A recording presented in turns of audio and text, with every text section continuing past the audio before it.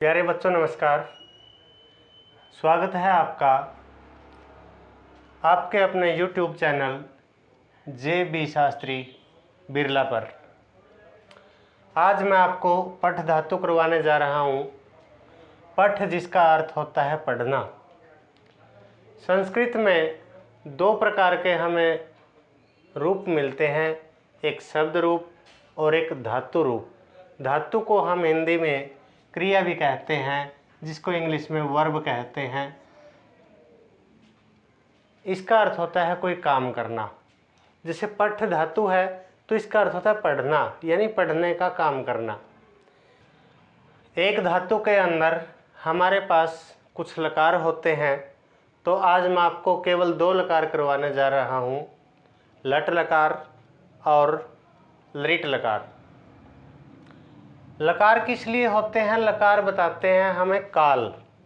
जैसे लट लकार है वर्तमान काल बताता है, अर्थात इसका अर्थ है कार्य चल रहा है या कार्य हो रहा है। दूसरा लकार है लृट लकार, ये है भविष्यत काल, यानी कि इसके अंदर कार्य अभी शुरू नहीं हुआ, काम शुरू होगा, जिसको इंग्लिश में हम फ्यूचर कहते हैं। गा, गे, की, इसको हम प्रेजेंट कहते हैं इंग्लिश में। तो लकार समझने से पहले सबसे पहले हमें ये तीन चीज़ों का ज्ञान अच्छे से होना चाहिए, यानी कि पुरुष ज्ञान। अब पुरुष ज्ञान क्या होता है वो मैं आपको बता देता हूँ। जैसे प्रथम पुरुष है, ये कौन है, मध्यम कौन है, उत्तम कौन है। तो प्रथम पुरुष के अंदर 4-5 शब्द आते हैं, जैसे वह है, यह है, इसके बाद है कौन, आप और कोई भी संज्ञा, यानी कि कोई भी नाम। इसके बाद है मध्यम पुरुष, इसके अंदर केवल एक ही शब्द आता है, वो है तुम। और उत्तम पुरुष में आता है एक ही शब्द, वो है मैं। यानी कि मैं उत्तम पुरुष, तुम मध्यम पुरुष, इसके अलावा कोई भी शब्द आपको मिलेगा तो वो प्रथम पुरुष में चला जाएगा, यानी उसके अंदर प्रथम पुरुष के शब्दों का प्रयोग हम करेंगे। अब हम कोई भी पुरुष है उसके अंदर 3 वचन होते हैं, एक वचन, द्विवचन और बहुवचन।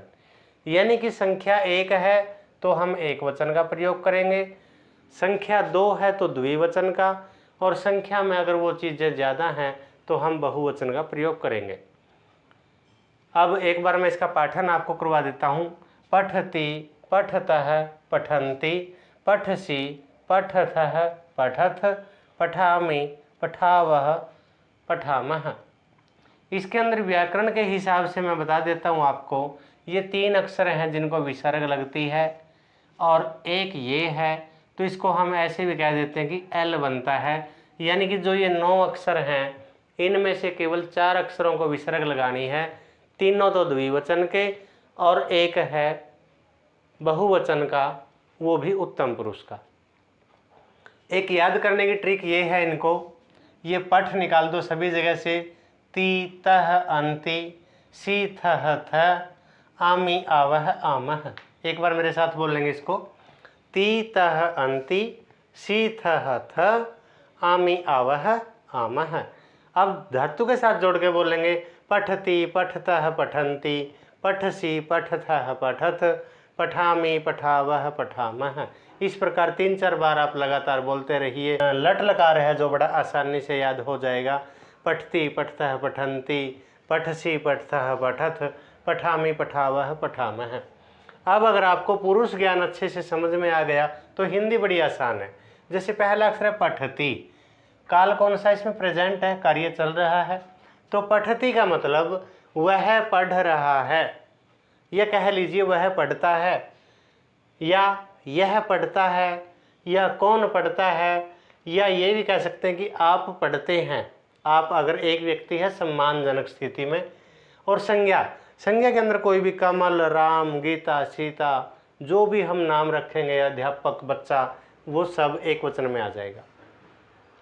इसके बाद है पठता है, इसका मतलब दो पढ़ते हैं, क्योंकि ये द्विवचन है तो दो तो आ गया।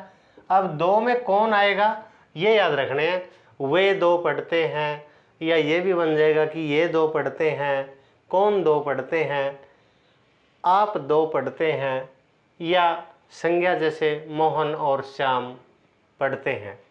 आगे है बच्चों पठंती, तो पठंती में भी हम बहुवचन बना लेंगे, जैसे वह की बजाय बन जाएगा वे पढ़ते हैं, या वे सब पढ़ते हैं, या वे 5 लोग पढ़ते हैं।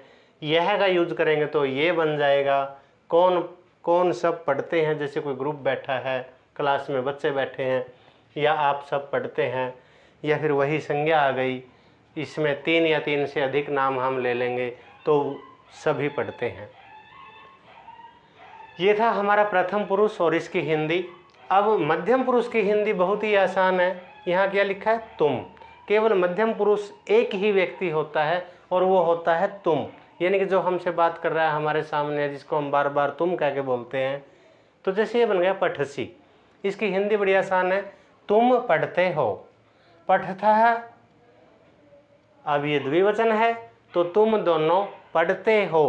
प्रेजेंट काल रखना हमें, अभी मतलब कार्य चल रहा है वर्तमान में। और पठत, इसकी हिंदी बन जाएगी तुम सब पढ़ते हो, क्योंकि ये था मध्यम पुरुष तुम। अब है उत्तम पुरुष। उत्तम होता है मैं। वैसे भी पहचान रखनी है, उत्तम का अर्थ होता है श्रेष्ठ। तो दुनिया में श्रेष्ठ अपने आप को मानना है। कोई पूछे कि उत्तम पुरुष कौन है, तो इसका उत्तर सीधा सा आएगा मैं। सामने वाले को नहीं कहना, खुद को ही उत्तम बताना है। अब ये है पठामी, इसकी हिंदी बना के देखिए, पहले काल लगाएंगे, कार्य चल रहा है, पुरुष उत्तम है और उत्तम कौन होता है, मैं। तो पठामी का अर्थ है मैं पढ़ता हूँ या मैं पढ़ती हूँ, या रहा भी ले सकते हैं, मैं पढ़ रहा हूँ या मैं पढ़ रही हूँ। आगे है बच्चों पठावह, इसका अर्थ है हम दोनों पढ़ रहे हैं, या हम दोनों पढ़ते हैं, या हम दोनों पढ़ती हैं। लेकिन यहाँ कोई नाम नहीं ले सकते, ये नहीं कह सकते कि गीता और सीता पढ़ती है, क्योंकि गीता और सीता संज्ञा के हिसाब से प्रथम पुरुष में चली जाएंगी द्विवचन में। यहाँ केवल क्या रखना है, मैं, और यहाँ आएगा हम दो। पठावह है, इसका मतलब बनेगा हम दो पढ़ते हैं। और पठामह, अब इसके अंदर मैं तो रहेगा शामिल, लेकिन और लोग और आ गए तो हम सब पढ़ते हैं। एक बार मैं दोबारा हिंदी कराता हूँ। पठामी, मैं पढ़ता हूँ। पठावह, हम दो पढ़ते हैं। और पठामह, हम सब पढ़ते हैं। इसी प्रकार मध्यम पुरुष में करेंगे पठसी। अब मध्यम पुरुष कौन होता है, तुम, तो पठसी, तुम पढ़ते हो। पठतः, तुम दो पढ़ते हो। और पठथ, तुम सब पढ़ते हो।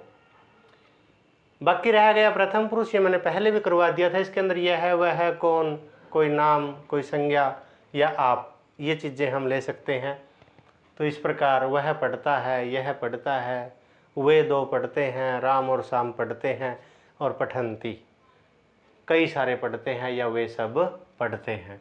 ये हो गया हमारा लट लकार। एक बार फिर इसका बोल के देख लेते हैं हम। पहले इसके चिन्ह बोलेंगे, ती तह अंति, सी थह थ, आमी आवह आमह। अब धातु के साथ जोड़ के बोलेंगे, पठती पठतः पठंती पठसी पठथः पठथ, पठामी पठावह पठामह। उम्मीद है कि आपको लट लकार अच्छे से समझ में आ गया होगा। अब हम करते हैं दूसरा लकार, लृट लकार। इसके बारे में बता दिया था, ये होता है भविष्यत काल। हिंदी में हम इसको भविष्य बोल देते हैं केवल, और गा गेगी इसके चिन्ह होते हैं। इंग्लिश में हम इसको फ्यूचर बोलते हैं, यानी कि आने वाला समय। इसके अंदर गा गेगी इन शब्दों का प्रयोग होगा। वही क्या है, इसके अंदर 3 पुरुष हैं बच्चों, प्रथम, मध्यम और उत्तम। ये मैंने अभी तुमको करवा दिए थे। ये प्रथम पुरुष वही चलेंगे ऊपर वाले।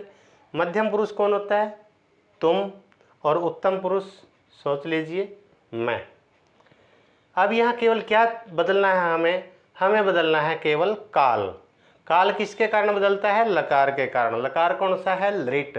तो याद रखेंगे, कहीं भी लृट लकार का आपको रूप मिले तो उसकी हिंदी गा में, यानी कि फ्यूचर, यानी कि भविष्य काल में करेंगे। अब देखिए, यहाँ था ती तह अंति, यहाँ ये शब्द जुड़ गया फालतू, शैती। शतः, ये तह था, शतः। अंति, शयन्ति, ये था सी, शयसि, ये शय फालतू इसके अंदर आ जाएगा। पठिष्यथः, पठिष्यथ। आगे है पठिष्यामि, पठिष्यावः, पठिष्यामः। अगर ये लकार आपको याद हो गया तो ये भी बड़ा आसान है। इसके अंदर अंतिम वर्ण वही है, ती त अंति वाले, केवल श आप फालतू जोड़ेंगे और पठ को ई की मात्रा लगा देंगे। अब जिसको ये समझ में आ गया, देखो कितना आसान है। पठिष्यति कौन सा काल है? भविष्यत काल। गागेगी तो पढ़ेगा। कौन पढ़ेगा?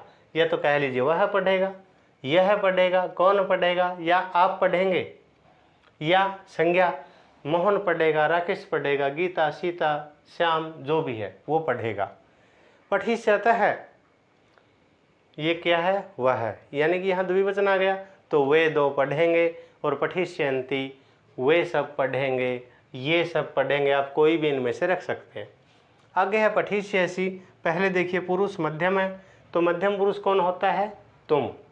तो पठिष्यसि का अर्थ है बच्चों तुम पढ़ोगे, और पठिष्यथः तुम दो पढ़ोगे। दो क्यों आया? क्योंकि ये द्विवचन है, ये एक वचन था, और पठिष्यथ वचन बहुवचन है ना, तो वे सब पढ़ेंगे। ऐसे ही पठिष्यामि, ये आ गया उत्तम पुरुष। उत्तम पुरुष कौन होता है? मैं, पहले बताया था। अब उत्तम पुरुष में कितने आदमी हैं? एक, तो सीधा बन गया मैं पढ़ूंगा। यहाँ द्विवचन है, हम दो पढ़ेंगे, पठिष्यावः है कि हिंदी बन गई, और पठिष्यामः हम सब पढ़ेंगे। ये दो लकार मैंने इसलिए करवाए हैं क्योंकि दोनों में समानता है। इसमें भी 4 जगह विसर्ग आती हैं, तो इसमें भी 4 जगह, 1 2 3, तो ये बन गया ऐसे, और चौथी विसर्ग ये है। तो उम्मीद है कि आपको दोनों लकार अच्छे से समझ में आ गए होंगे। उच्चारण में, अर्थ में किसी प्रकार की कोई समस्या रहती है तो आप कमेंट बॉक्स में पूछ सकते हैं। वीडियो अच्छी लगे तो अपने साथियों के साथ शेयर करें, और चैनल को सब्सक्राइब कर लें, ताकि आपको संस्कृत की इसी प्रकार की वीडियो इस चैनल पर मिलती रहें। धन्यवाद। मिलते हैं अगली वीडियो में।